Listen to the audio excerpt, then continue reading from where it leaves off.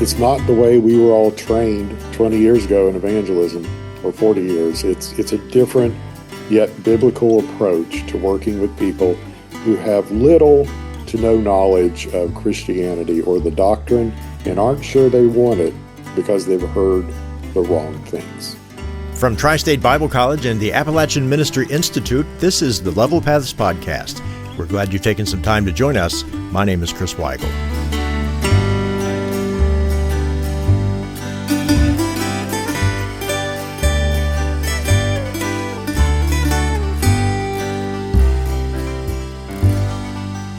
Believe on the Lord Jesus Christ, and thou shalt be saved. Acts 16:31 is as succinct a presentation of the gospel that you'll find. And for 2,000 years, the gospel hasn't and won't change. But we have a problem. 40 or 30 or even 20 years ago, if you told someone that Jesus loved them and died for their sins, that person might respond by saying, "Yeah, I know, but I just don't think Jesus would save someone like me." Or they might say, "I know I need to get right with God, but now isn't the right time." That type of response is workable. It means that person sees the validity and historicity of Scripture and knows Jesus wants him or her to be saved. Today, however, things are different. How do you witness to people who don't even believe there's a God to begin with? Jesus is a myth, and the Bible is a collection of fairy tales written by a bunch of religious fanatics. Foundational biblical truth in America and in Appalachia has eroded. On this episode of Level Paths, Dr. Matt is joined by Dr. Mark Phillips, and they're discussing the issues that challenge how we reach the general population with the gospel. Here's Dr. Matt. Well, welcome back to another episode of the Level Paths Podcast. I am your host, Dr. Matt Shamblin. I am the Appalachian Research Fellow at Tri-State Bible College, and I have one of the faculty there with us today. And I have to tell you that what provoked this episode was really the title of a class that he's teaching. And so we're going to dig into that in just a moment. Dr. Mark Phillips. Mark, it's great to have you on the podcast today. Well, thank you, Brother Matt. It's been a while, and I'm glad to be back. And I look forward to this subject quite a bit because I've devoted some personal research over the last few years. And I'll be traveling to the Philippines here in a few weeks. I discussed this subject some in South Africa last year, and I'll be discussing it in the Philippines here in a few weeks. And I've discussed it at our own Appalachian Ministry Conference. So look forward to discussing this topic today on our podcast. On this podcast, we seek to talk about issues that impact those who are serving in Appalachia, right where they are, things that will be helpful to them. And the title of this class that you're teaching online through Tri-State Bible College is Current Issues in Appalachia. Mark, tell us what that class is all about. We're focusing on the cultural mindset of Appalachia and where are Appalachians right now in their beliefs and their behaviors and attitudes, and what do they think, for example, of the church. And we're looking particularly at a group of people who, when they receive a survey such as the U.S. Census, there'll be a space for them to describe their religious beliefs. And this particular group of people, instead of checking the box marked Christian or Buddhist or Mormon or Muslim, they select a box that is marked none, N-O-N-E. They have in their minds no religious beliefs. They're not part of any tradition, or they may have come out of a tradition, a religious tradition, or they may feel they have left Christianity or Islam, or maybe their grandparents took them to Bible school when they were little, and that was the extent of their contact with the church. The questions really at who are the nones and what exactly do they believe? Because it would seem that if they label themselves as nones, N-O-N-E-S, that they would be atheist or at the least agnostic. But what research is showing in both Europe and here in the United States that they are far from being atheist. And so we look at what those beliefs tend to be. Now, we don't want to overgeneralize with anyone we talk to. We want to let them talk and explain the things that they believe. And Christians really are invited to discuss their beliefs and other people's beliefs in a gentle manner that's respectful, which is kind of hard in our culture at the moment, but we look at that as well. And then the goal of the class, though, is okay, there are chronic issues in Appalachia that have been here for a while, and there are newer cultural issues that have arrived with the internet. But what does it mean to minister in our communities outside the walls of the church to help give people hope? You know, the church is the one organization that can give hope that lasts. But what does it look like outside of a church setting in a community where people feel welcome and invited? I'm not talking about seeker friendly things. What is it to build community, to have faith discussions, to let people know that they do have value in a culture that devalues people? That's really the focus of the class, is to what does ministry look like? And I'm using a very broad definition of ministry. What does it look like to be creative, and what have other people done to reach out to their communities outside the walls of the church? Years ago, I was serving at a church in really what I'll call the backside of Charleston. And at one time, I don't know the statistics on it right now, but at one time, the largest denomination in West Virginia, they were having their meeting for those in the region, not just in the state of West Virginia, but those in the region. They had a meeting, and they were really discussing some significant issues that we would really label as progressive beliefs. And their larger denomination had in the same year said, no, we're not going to accept these lifestyles. We're not going to, these are not valid. This has been about a decade ago. This denomination has since shifted all of that, and matter of fact, had a massive exodus from this denomination. But in the region, more than a decade ahead, those folks voted to affirm these types of lifestyles, this type of belief. And the reason I bring that up is because when we think about Appalachia, particularly Central Appalachia, we can easily fall into the pitfall to believe that these are folks who are generally conservative, and therefore they're going to have generally conservative religious beliefs. And when we find that that is not the case at all, Mark, what would you say, just generally? I don't want you to teach the whole class here, but generally, what are some of the beliefs that you've discovered as you've done the research for this class? Let's look at some data. Generally, within the four counties or the areas of that Tri-State serves locally, just the four that generally surround it, nationwide, about 27 to 28% of people would identify as none, having no religious beliefs. And for Scioto County, that's upwards of nearly 29%, so it's above the national average. Scioto County, Ohio. And Boyd County, about 26%. Lawrence County, Ohio, barely 23%. So it's all hovering right around a particular area. The fascinating thing is, again, when you hear the word none, there's this assumption that it is probably atheists, and that's just incorrect. And some of the best understanding, especially European research, that isn't being done here in the States, which I've discovered, and that's somewhat detrimental. European research shows that there is, when you exclude atheists and agnostics, there's a fairly large percentage of people left who believe in something, but not nothing. And the extent of their belief may be this idea of what we here in the States would call a higher power. And we hear that coming out of the recovery community, especially with 12-step programs. Some of the nuns don't necessarily articulate it or speak it that clearly. Some of them think there might be, they're not closed off to the idea of that there could be something greater or there is something greater. In fact, that's a more of a common belief. We're really looking at a group of people that seem to match up with the idea of the unknown God that Paul encountered in Athens, which was actually prevalent within the Greek gods and furthermore the Romans as well.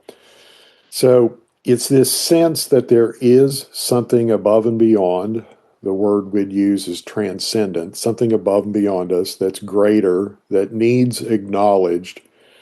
But there's a couple other issues in the thinking of the nuns that typically come from within our culture, and I'm generalizing these, so not everyone might hold to these, but there is a distrust of organized religion from which the church is associated with that due to previous scandals and ongoing scandals in greater Christianity. There's also more left-leaning political views, typically. There is some sympathy for the LGBTQ community, and they're typically lower income earners. And so now the belief in Europe is called somethingism. Somethingism. There's a belief in something, it's just not well defined. Here in the States, the major research is coming from Ryan Burge, who is not only a pastor, but a university professor specializing in studies of society in religion and faith and politics. He's got an interesting niche where he studies.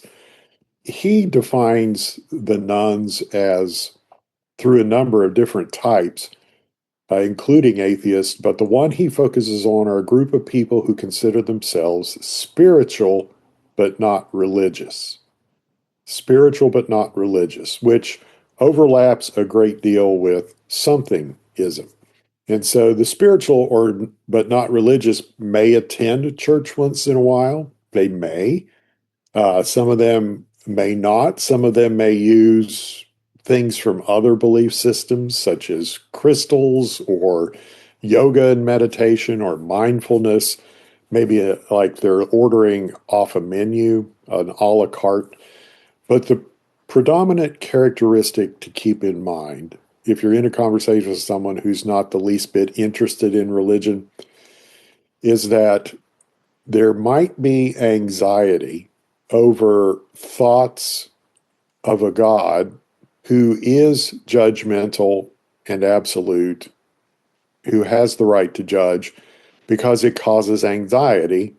Well, we know the gospel's offensive, but the doctrine can cause such anxiety, it either gets ignored or reduced down to a level of thought that can be tolerated.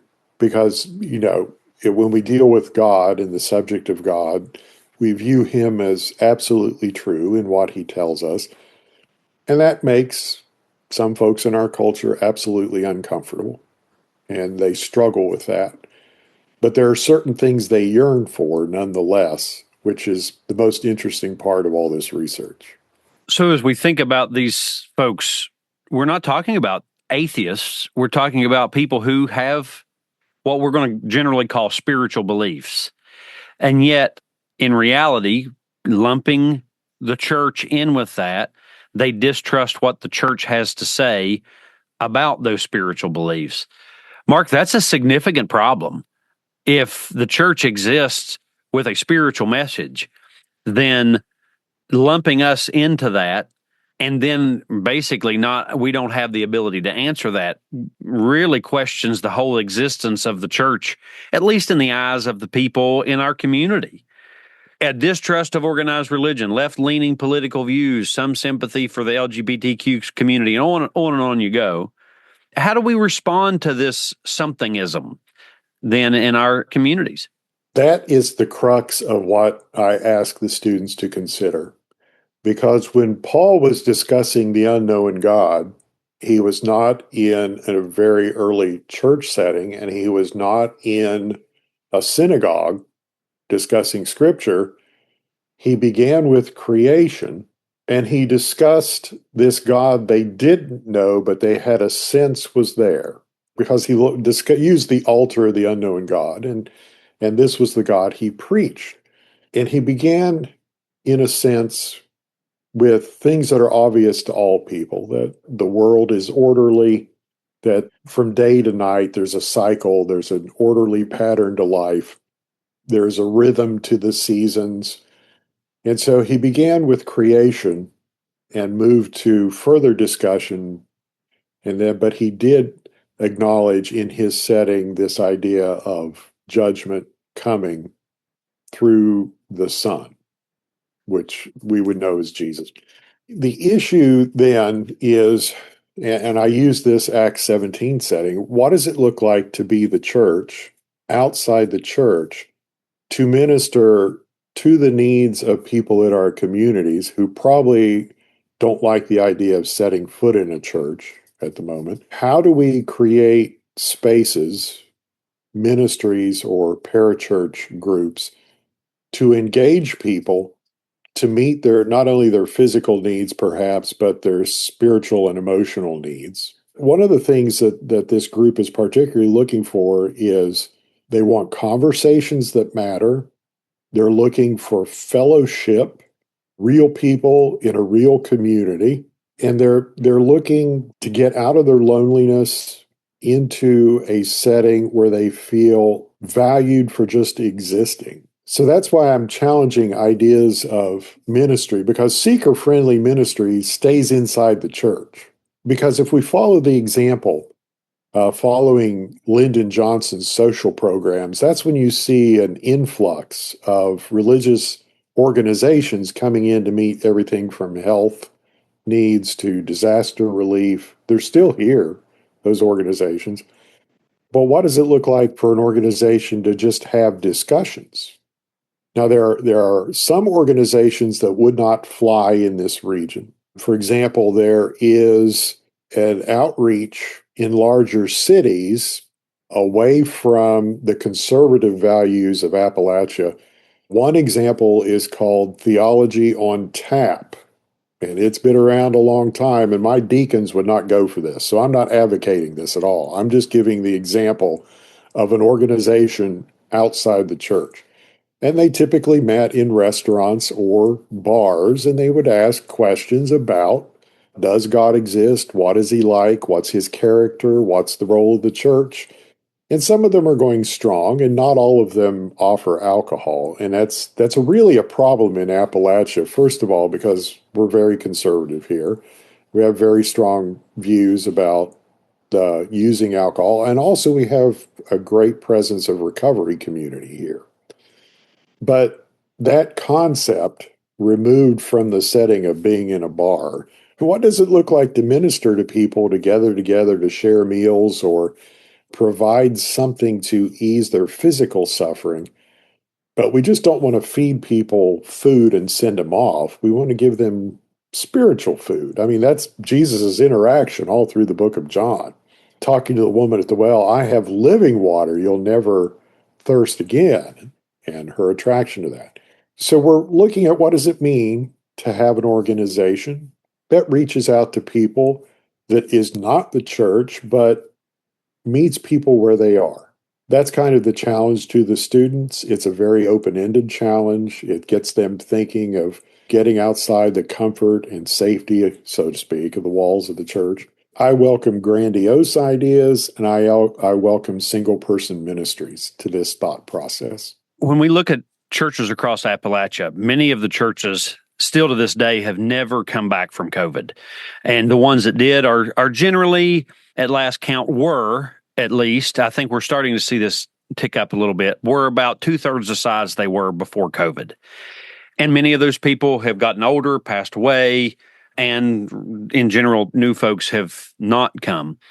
But in some places, we're seeing a turnaround of that. I can say with our church, we see a different approach. We've taken on a different approach, and we've seen the results of that in a very, very positive way. In fact, one of the areas that we're having the biggest amount of growth in is just new families coming, new couples coming, and we have now just a large amount of very young children. It's not because we're doing everything the way we've always done them. In fact, the demands of the somethingism means that the singy-songy, easy pad answers no longer carry water anymore. Just before we came on here, you and I were talking about church life and ministry, and I said most of my time is taken up right now in preparing messages as I'm preaching through Ecclesiastes. And one of the reasons that I wanted to go through Ecclesiastes is because these are not simple answers. These are very challenging questions and answers. And I think, Mark, it's very important that we don't confuse methods and beliefs. We're not talking about a compromising of method or of beliefs. What we are talking about is a helpful and effective way of communicating beliefs, and that's going to require at least modified methods, but maybe completely different methods. Right. There is one true gospel, and there are always creative, fresh ways to communicate that gospel. When you look at the late Francis Schaeffer in 1968, when he wrote the book, The God Who Is There, he predicted that there would come a time in American ministry where the knowledge of the Bible would be so low, you would have to conduct pre-evangelism. You would have to clear out the cobwebs and the incorrect thoughts and issues within a culture just to begin laying the groundwork for understanding that there is a God and he does exist and he is good and he is right and just, because everyone's clamoring for justice right now. No one gets punished in our culture, it seems like. Everybody's getting away with everything. Everybody is upset, yet we have this sense that there needs to be justice. And God is good in his justice, but there are so many misconceptions about the church. And yes, the church at whole has had its issues. It is a body of people who have sometimes very deep flaws, but we have the hope of Christ to share. And so there has to be some outreach in the community. Churches have to go beyond the walls, or the church will dry up. Like you're talking about, when we look in Acts chapter 17, that's the Apostle Paul he's doing what Francis Schaeffer would have called pre-evangelism. When we look as he's evangelizing Gentiles, we see all of the change in approach. And that's why it's so important not to confuse methods and beliefs. But I also say that this changes evangelism. I mean, I have taught classes in evangelism, many, many classes in evangelism. As a Southern Baptist, one of the greatest things that Southern Baptists ever did was they would always have a new evangelism course. But those evangelism courses looked a lot like, now looking back at them, looked a lot like the script that you use to sell a vacuum cleaner. And those things just don't float anymore. So tell us, for those who would be interested in taking this to a deeper level, how can they get connected with this class at Tri-State Bible College? The easiest way would be to reach out to me just by sending an email or calling campus. I now carry software on my phone that the phone at my desk on campus may ring, but it will connect to my personal cell phone wherever I am. My email is mark.phillips@tsbc.edu. I also work as administrative pastor at a local church, First Baptist of Proctorville. And we are looking at these issues, and I could come speak to your small group or come to your church and discuss this. Again, I talked about this overseas. I talked about it at the American Conference, National Conference on Christian Apologetics in Charlotte last year.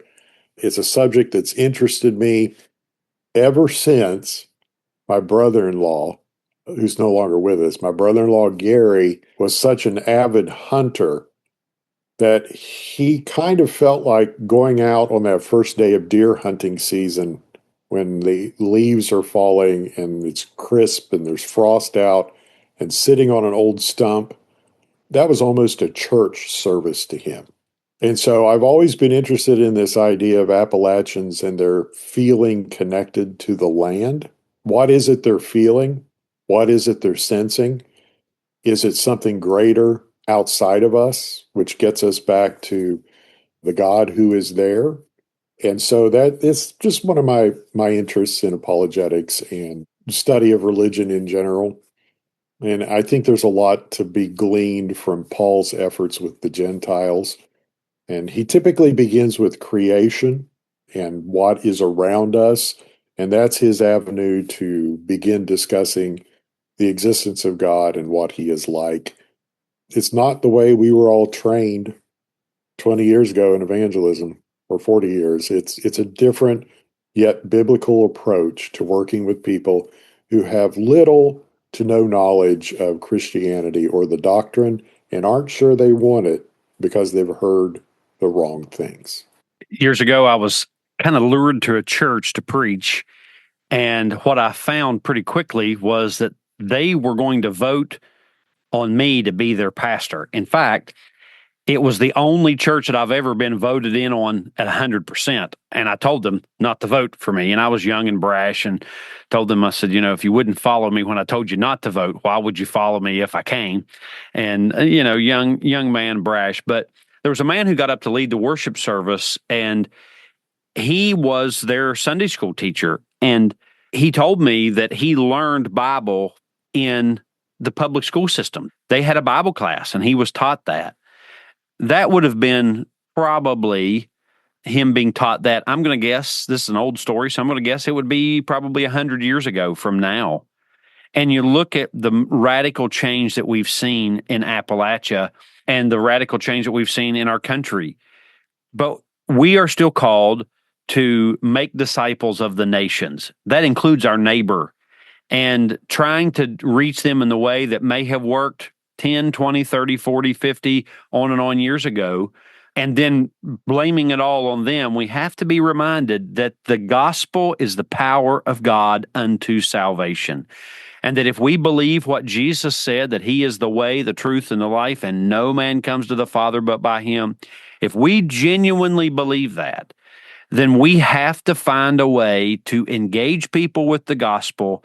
We have to find a way to make disciples right where we are. We have that example in the New Testament. The research helps us understand our context where we are, but we have to be diligent in making those disciples. Mark, it's been great talking with you today. Thank you for the time that you've given us. If you are interested to find out more, reach out to mark.phillips at tsbc.edu, and he would be glad to have this further conversation with you, and also be glad to help you get connected to this or many of the other courses at Tri-State Bible College. Thank you for taking the time for our Level Paths podcast. We look forward to seeing you in the fall at our Appalachian Ministry Conference. We'll be bringing out more information on that very soon. So there's the challenge. We have a gospel that hasn't changed, but we live in a society that has. Our goal is to find out what it takes to reach the people around us and then go out and do it. The message hasn't changed, but the methods for effectively communicating that message will need some tweaking. Like Dr. Phillips said, you can email him at mark.phillips@tsbc.edu. Tri-State Bible College and the Appalachian Ministry Institute exist as a resource. If you need more information on the topic of this Level Paths episode, you can reach out to Dr. Matt Shamblin at the Appalachian Ministry Institute by email, matt.shamblin@tsbc.edu.